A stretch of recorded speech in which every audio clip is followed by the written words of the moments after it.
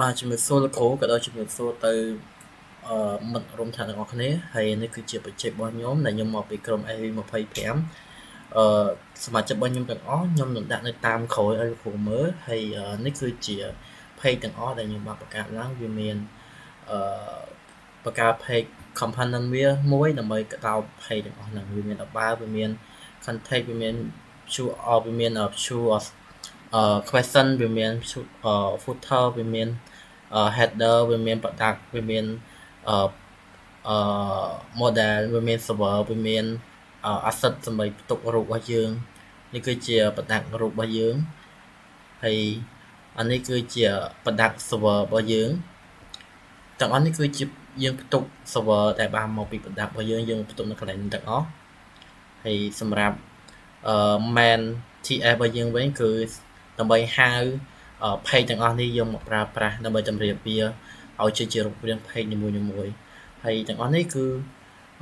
ខ្ញុំប្រើជាមួយនឹង Angular ជាមួយនឹង Node.js អត់បានជាមួយនឹង API ទេហើយ API ខ្ញុំអត់សូវយល់ក៏ខ្ញុំអត់បានដាក់ដែរលោកគ្រូខ្ញុំដាក់តែ Angular ជាមួយ Node.js ដើម្បីវាងាយស្រួលអញ្ចឹងលោកគ្រូបាទហើយនេះគឺជា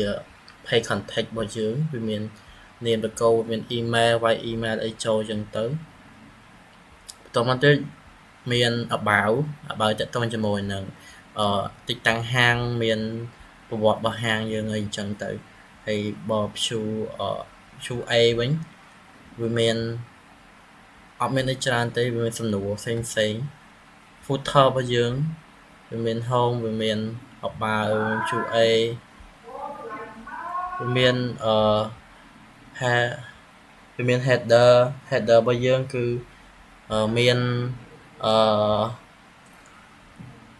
មាន home វាមាន about វាមាន product មាន view A ឲ្យដូចគ្នាអញ្ចឹងទៅហើយទាំងអស់នេះនៅពេលដែលយើង run យើងចុច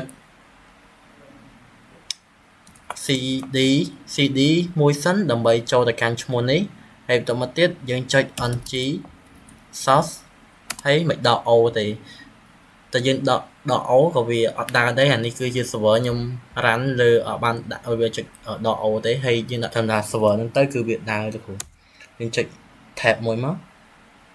ហើយសុំចាំតិចហើយបើវា load ចេញអញ្ចឹងហើយបើវាអត់ load ទៅ frame មកខាងតិចយើង copy link នេះដើម្បីដាក់ចូលទៅក្នុងserver របស់យើងនេះជា code របស់ខ្ញុំប៉ុន្តែខ្ញុំចង់ឲ្យ copy មួយទៀតដើម្បីឲ្យវាចេញបង្ហាញទៅលោកគ្រូនេះគឺជាវាបតច្រឡំពីបតជា app bot ទាំងអស់នេះគឺជា code ដែលបានមកពីខាងនេះហើយនេះគឺជាអ្វីដែលខ្ញុំបានសូវាមាន home វាមាន about វាមាន product វាមាន contact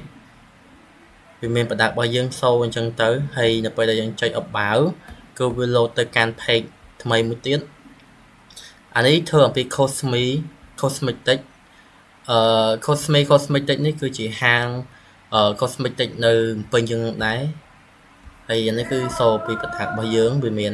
មកបិទមុខវាមានមកអប់មុខខែសាសក់ contact តាក់ទងមកអញ្ចឹងទៅហើយមួយទៀតតាក់ទងនឹង view A សំណួរផ្សេងចុចពប់ទៅវា load សំណួរដែលយើងសួរហ្នឹងឯងទៅខាងក្រោមហ្នឹងហើយអានេះលើអតិថិជន email យើងចុចពប់វាមកទំព័រដើមយើងវិញគឺបានលេងទៅច្រើន page ទេដោយសារធ្វើតែប៉ុណ្្នឹងទៅគឺវារៀងច្រើនដែរអញ្ចឹងខ្ញុំសម្រេចថាធ្វើតែប៉ុណ្្នឹងទេហើយនៅពេលដែលយើងចុចពេញឈ្មោះ email អីអញ្ចឹងទៅយើងចុចផ្ញើសារគឺវាទៅដូចគ្នាបាទហើយអានេះគឺសរសេរផ្ញើសារមកកាន់ page របស់ពួកយើងបាទអញ្ចឹង code គឺមានតែប៉ុណ្្នឹងទេហើយបើមានកន្លែងណាខ្វះខាតអីសូមលោកគ្រូអធិស្ឋានផងអរគុណច្រើនលោកគ្រូ